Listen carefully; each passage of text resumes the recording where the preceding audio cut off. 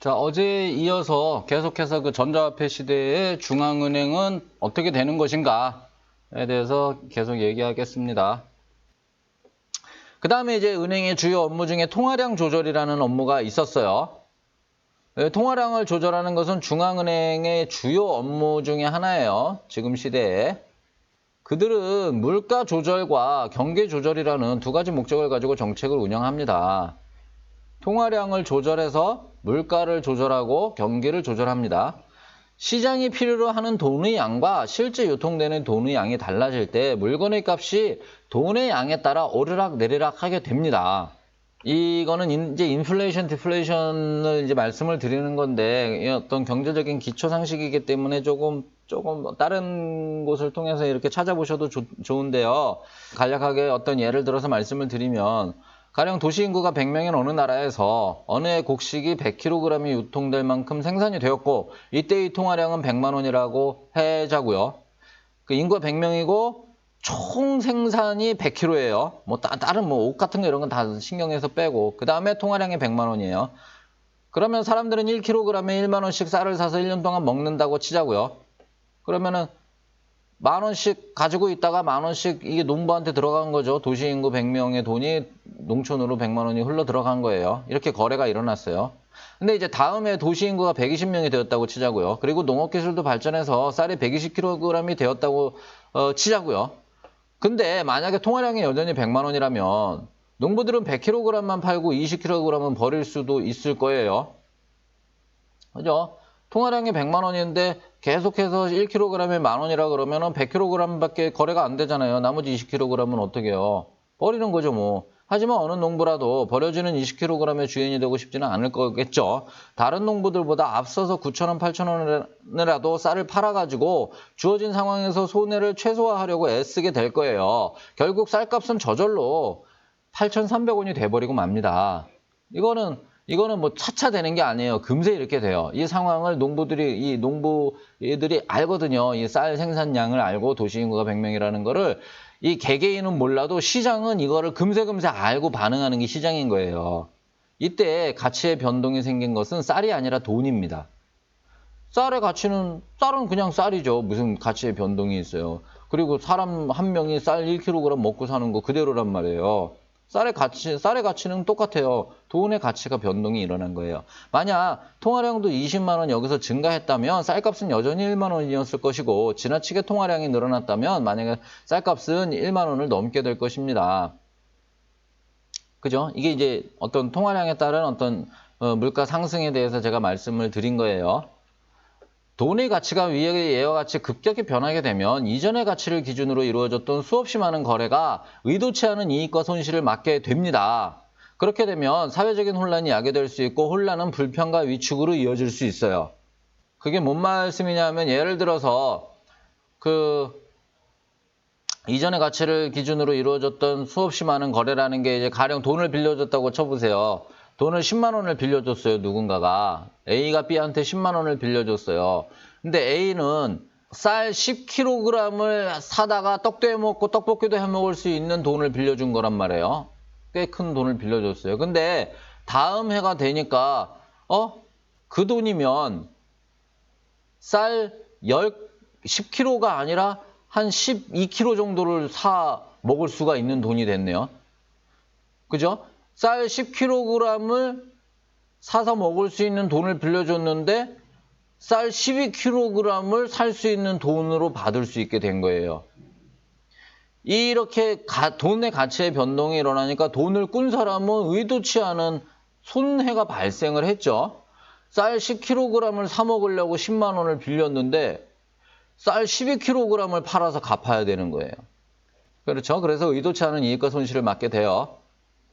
그런 이익과 손실은 어떤 혼란을 야기를 하고 불편과 위축으로 이어집니다. 뭔가 거래를 하기가 꺼림칙해지는 거예요. 그런 식의 혼란은.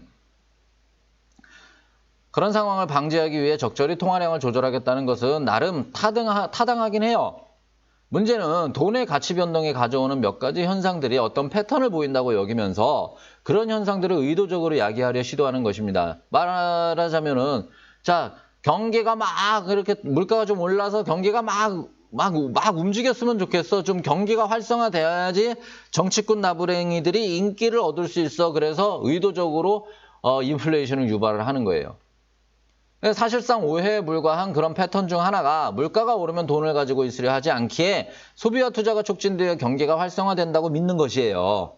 물가가 오르는 와중에 경기가 위축되는 소위 스태그플레이션이라는 현상을 겪었음에도 여전히 이런 믿음은 정책 당사자들에게 유효한 것으로 보입니다. 돈의 가치가 떨어질 때 갖고 있어봐야 손해니 쓰자는 입장과 이자는 받아봐야 도움이 안 되니 투자를 하자는 입장으로 이어질 것이라는 생각은 한편으로는 논리적이긴 해요. 근데 물가가 올라 살 것이 없네라는 입장과 미래가 불안하니 투자는 안 되라는 입장으로도 얼마든지 이어질 수 있는 것이라서 사실상 어느 쪽으로 튈지는 아무도 몰라요. 상관관계가 사실은 존재하지 않거든요. 근데 존재한다고 믿고 있는 거예요. 일부 정치권과 관료들이. 그 다음에 일부 경제학자들이. 전혀 상관관계가 성립하지 않아요. 이게 공학적인 입장에서 어떤 통계를 접근을 하면은 한번 스태그플레이션이 발생한 역사적 사실로 이거는 100% 명확하게 상관관계는 성립하지 않다라고 결론을 지어도 돼요. 근데 고집을 하는 거죠. 상관관계가 성립을 한다라는 것으로처럼. 상관관계가 작용하지 않는 이유는 아마도 사회 현상에는 너무도 다양한 요인이 교차작용하기 때문일 것이에요. 혹 자는 적절한 수준 운운하며 여전히 인플레이션의 긍정적인 효과를 주장할지도 모르겠지만 그 적절함이라는 언어는 매우 무책임할 뿐이며 정부는 절대로 그 적절함을 찾아낼 수 없습니다.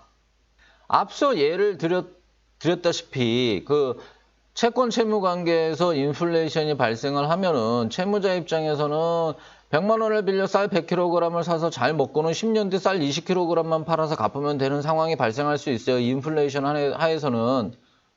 그래서 언제나 빚을 지는 국가의 입장에서라면 항시적 인플레이션은 필요할지도 모르겠어요. 그러니까 그 채권 발행해가지고서는 국민들한테 또는 외국에 빚을 100조를 지어놓고서는 10년 뒤에는 사실상 뭐 10조 원의 가치, 지금의 10조 원 가치에밖에 해당 안 하는 현물을 팔아서 갚으면 되는 어떤 그런 유리한 입장에 설 수도 있어요. 인플레이션은 뭐 크면 클수록 빚을 진 사람한테는 유리한 거니까.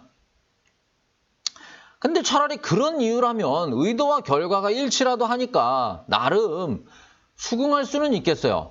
뭐 얄밉지만 뭐 수긍은 하겠어요. 왜? 목적한 대로 가니까.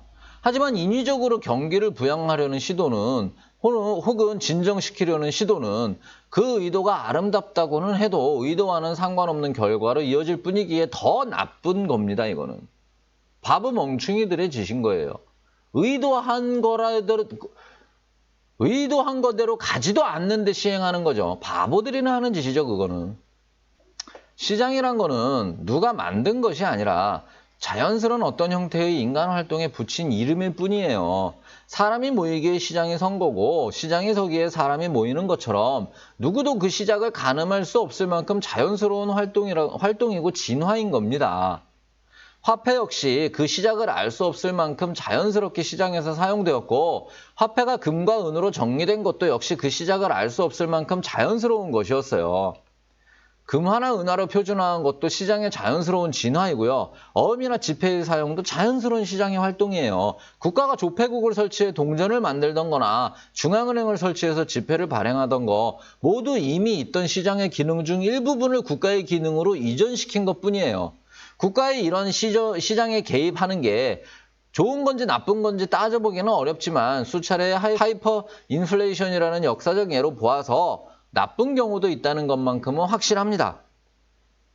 나쁘다고는 얘기 못하지만 나쁜 경우도 있다는 것만큼은 확실해요. 국부론에서도 많은 부분을 할애해서 설명했듯이 돈 역시 상품과 가치의 수요와 공급에 따라 그 가치가 변동을 합니다. 신대륙이 발견되고 금과 은의 채굴이 많아지자 통화량이 늘어나고 금은의 가치가 떨어졌고요. 같은 양의 금은으로 살 수 있는 것이 적어지고 금은으로 표시된 여러 계약에 뜻하지 않은 손해나 이익이 동반되었어요. 금과 은은 그 양이 극단적으로 늘거나 줄거나 하지는 않기 때문에 극단적으로 늘거나 줄지 않던 중세까지의 경제 상황과는 얼추 균형을 이룰 수 있었어요. 근대 산업사회의 폭발적인 경제 성장에는 근대적 은행에 의해 도입된 어음이나 지폐 그리고 계좌라는 개념들, 소위 신용화폐로 불리는 통화가 투입되면서 또 경제 상황에 얼추 맞춰진 통화량이 공급될 수 있었어요. 근데 20세기에 들어서 보니 더는 금에 얽매인 통화 발행으로는 공급을 감당할 수 없을 만큼 경제 규모가 커져버렸고요. 근본 위제는 폐지될 수밖에 없었던 거예요. 닉슨이 나쁜 놈이 아니라 미국이 나쁜 나라가 아니라 근본 위제는 유지를 할 수가 없었던 거예요. 그래서 폐지되었어요. 각 국가는 각자의 경제 상황에 맞추고 국가 간의 교역에 영향을 받으면서 나름의 기준으로 통화량을 조절하게 되었어요. 어떤 한 나라에서 한 해 동안 생산하는 모든 것은 그 한 해 동안 완전히 소비되는 것을 전제로 하는 거거든요. 모든 생산물이 생산자로부터 소비자로 전달되기까지 계속하여 교환이 일어나는데 이때 필요한 것이 화폐입니다. 하지만 정확한 생산물의 양이나 교환 빈도, 교환 시기를 가늠하는 것은 불가능해요. 불가능하다고요. 또한 화폐는 재산을 축적하는 수단으로도 사용되기 때문에 필요한 화폐의 양이란 것은 그냥 축적할 수 있을 뿐이지 정확하게 설정할 수는 없어요. 그래서 정책적으로 통화량을 조절한다는 것은 시장을 잘 관찰하다가 나름의 판단으로 물가가 오르거나 내릴 때, 경기가 과열되거나 위축되었을 때 돈을 시장에 공급하거나 거두는 것을 말합니다. 통화량을 조절한다는 것이 그렇다고 임의로 지폐를 찍어내는 것은 아니에요. 근본위제의 폐지 이후 미국 정부는 돈을 찍어내는 권한으로 무한대의 부를 챙기고 있다고 많은 사람이 오해하는데요. 미국 정부는 돈을 찍을 권한이 없고 다만 돈을 마음대로 빌릴 수 있을 뿐이에요. 어차피 그게 그건지는 모르겠지만 매년 수조 달러의 수입을 올리는 경제 주체로서 돈을 좀 빌리는 것에 대한 신뢰가 있거든요. 허공에서 만들어진 돈에 대한 신뢰는 매우 다를 거예요. 미국이 통화량을 늘리는 방법은 3가지 정도 방법이 있습니다. 이 방법은 조금 또 얘기가 길어지니까 내일 또 하죠.